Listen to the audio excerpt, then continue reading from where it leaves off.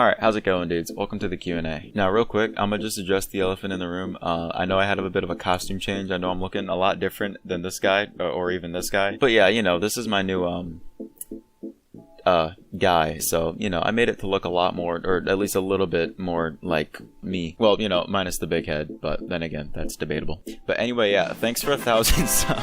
But nah, in all seriousness, that is pretty awesome. And even still, I have no idea how he hit it so fast. I mean, I actually don't know. It's a mystery. I literally have no idea. But anyway, to help me with this, I brought along a couple of friends who are going to be reading out a few of the questions. Ladies and gentlemen, I introduce you to Thing 1 and Thing 2. Let's begin.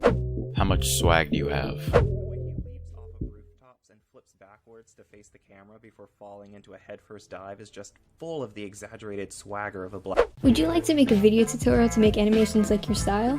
Can you do a tutorial for us small brains, please? Honestly, I haven't really considered it, but I guess if enough people wanted one, I could make a video explaining how I do things the way I do. Have you ever animated in 2D? I've animated like short little 7-frame little tests with like a stick figure jumping or whatever, but no, I've never really animated like fully in 2D. When will be original? What motivated you to do animation? What forces you to do animations? And where are you getting all this drive to wake up every day? What is your main motivation in animating whenever you're drained? Is it something that has to do with your future career, or is there anything else specific that drives your motivation? Congrats on 1K though. Well, thank you. So I'd say there's 3 main things that I use when it comes to motivation. The first of which is the most simple, being music. I like to listen to music pretty much all the time. So I'll put on like a playlist that, you know, has something to do with whatever I'm trying to make. So if it's like I'm trying to make something sad, I'll put on like some sad music, or if it's something, you know, like action-packed, I'll put on some like, you know, orchestral music or whatever. Second being like having a plan and like envisioning what you want the end goal to be. If I have like a laid out roadmap of like, you know, everything I need to do, like from step 1, step 2, I need to do that, step 3, and just all the way to the end, then it takes away a lot of the confusion of, you know, what I'm supposed to be doing now and then what's next. It really helps you be able to actually do it and stay motivated. And the last thing I like to use kind of goes back to what I was saying about music, how I like to listen to something that has to do with whatever I'm making. Same thing goes with like either TV shows or movies. If I'm trying to make something, you know, again, happy or sad, I'll like watch like a movie clip, or like maybe it's from an anime or something, of something sad or happy or action-packed, like whatever it is, and like it really helps me get motivated watching like a finished product of whatever kind of theme I'm going for. So Do you think pursuing and going all in animation as a career is still worth it? personally, I'd say like just doing strictly animation wouldn't really be worth it by itself, just because that's not what I want to personally do. How many times am I going to say personally? But yeah, like I'd say like if you're doing something with it, like if you're going to be an animator, then, you know, you may as well have a YouTube channel, or you may as well live stream while you do it. Like if you have something else to go along with it, then I'd say it would definitely make it a lot more worth it. But like just being an animator, like just by itself, I wouldn't say it's like necessarily worth it unless you're like doing something with it. Just because, you know, being a professional animator is like a lot of work for not enough money. Like you're not getting paid nearly as much for how much work you're putting into things. Honestly, Among Us whenever you want. I'd be super down to play Among Us on this channel. I actually just started playing it like for the first time a month ago, I think, or maybe less. I wasn't playing it when it was first, you know, popular, just because I was working on the AOT trailer at the time, so I never really got a chance to get into it. But I started playing it a couple weeks ago, and it's actually really fun. So if you guys would want to see me play Among Us on here, For how long have you been animating, and in what software do you make your models and animating?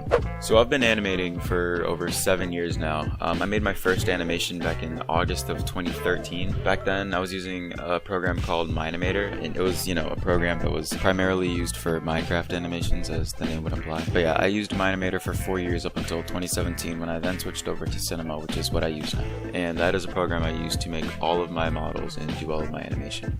How old were you when you started to learn animation? Also, I often start animations, but I never have the drive to finish them. Do you have any advice on how to finish large projects? I started animating when I was 11 years old, and I'm currently 19. And as far as finishing large projects go, I don't know if this is going to work for you, but it definitely helps, with me. Going back to what I was saying about, how to stay motivated and all that, I'd say definitely having a plan and envisioning what you want your final product to look like, I'd say is a good way to be able to, have the motivation to finish large projects. Like for one, if you know what you're doing, then, that's one factor to stay motivated. But if you also know what you want the end product to look like and you know what you need to do in order to get it to look like that, I'd say that's a good way to be able to finish large scale projects. What was the main thing that helped you learn the animation programs you use? Well, back when I was in Animator, I don't really remember using any tutorials per se to help me learn. I think I was mainly just self-taught. I just kind of, played around with it until I figured out what I was doing. But when it came to cinema, once I switched over to that, I had a friend at the time who, was really experienced with cinema, and he pretty much taught me pretty much everything I needed to know just to get a basic understanding of it. And then, from there, I was pretty much able to just learn how to do things on my own. And anything that I wanted to learn how to do, something I just looked at a tutorial up on YouTube. What is your favorite video game, YouTuber, food, or drink? Well, my top 3 video games are Destroy All Humans 2, Minecraft, obviously, and The Last Guardian. My favorite YouTubers in no particular order are Kurt Ritchie, Daquan, even though he's a Twitch streamer, Chippy's Couch, PewDiePie, Young Don, Corridor Crew, and Ryan George. And my favorite food is pizza, and my favorite drink is water, just because I don't drink anything else. But if I had to pick an actual drink, I would definitely pick this cranberry mango thing. It's really good.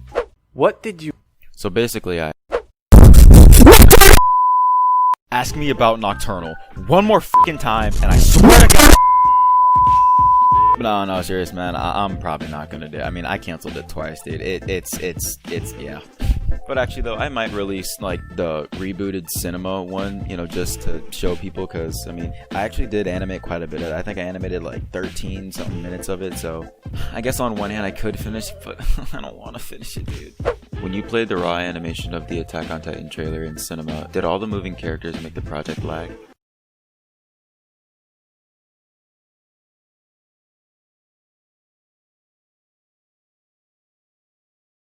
Nah. Do you have ADHD? Yes. What do you think about the new AOT episode? Yeah, you see this number? I agree. While working on the Attack on Titan trailer remake, were you having fun making it? You seem to have made quick and smooth progress on it, better than how I make my videos with Animator. Was it really that easy making it, or did you go through a bit of trouble in some scenes?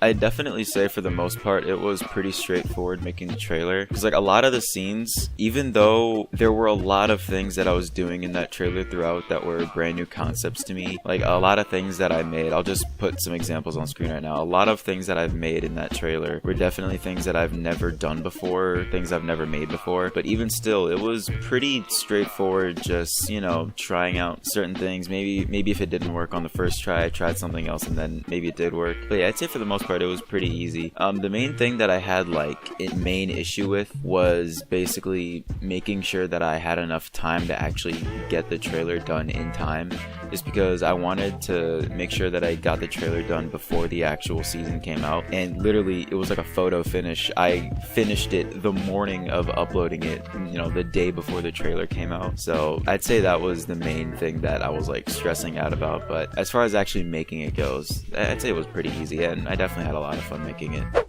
Do you have the exaggerated swagger of a black teen? I'm going to end you. Just kidding. But seriously, what made you move to C4D?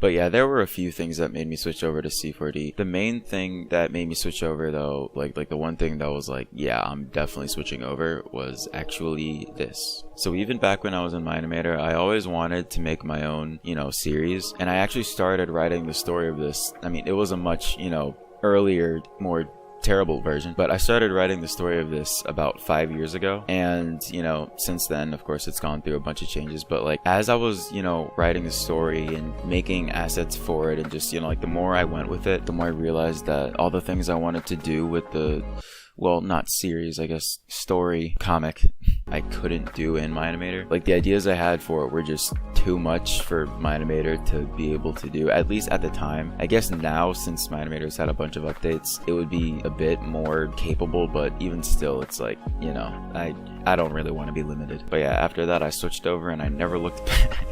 Has there been any video ideas you wanted to try out but didn't go through with making? If so, what held you back?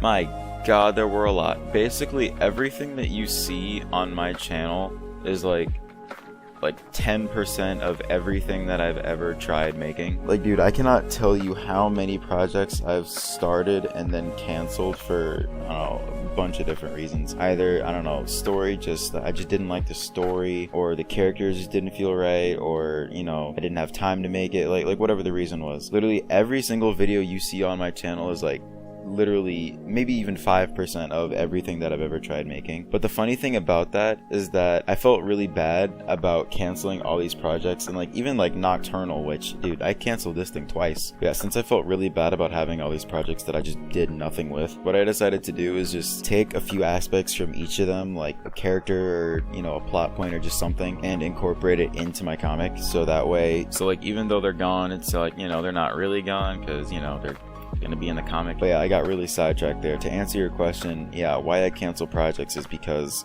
yeah, characters don't work, story don't work, I don't work.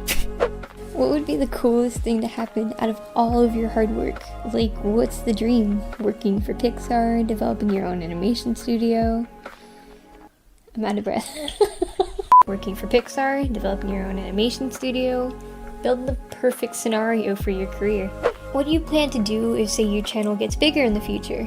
So I grouped these two questions together just because I kind of interpreted them as more or less asking the same thing, so I'm just going to answer them as the same question. But basically, in terms of like the future and what I plan to do, I do hope to be doing pretty much the same thing I'm doing now as a career, but you know, I actually get paid for it. But in terms of this channel, like something I do if my channel gets bigger, again, I'd probably just be doing the same thing, except I'd also be having my comic that I'm hoping to start next month, actually. But yeah, comic, I keep on saying that and I never explained what that actually is. So yeah, let me do that. So if you guys are aware, I made a teaser trailer for something called Remnants of Demons a couple months ago. I actually think it was a year ago at this point. But originally this was going to be an animated series. It's a story that I've been working on for several years at this point. I think like 5 years. But the thing though about this is that, and I hope you guys don't, you know, get mad. Back to what I was saying about like when I was writing the story, like as I was going, like what I wanted to do just wasn't good enough for what my animator could let me do, which is why I switched over to cinema.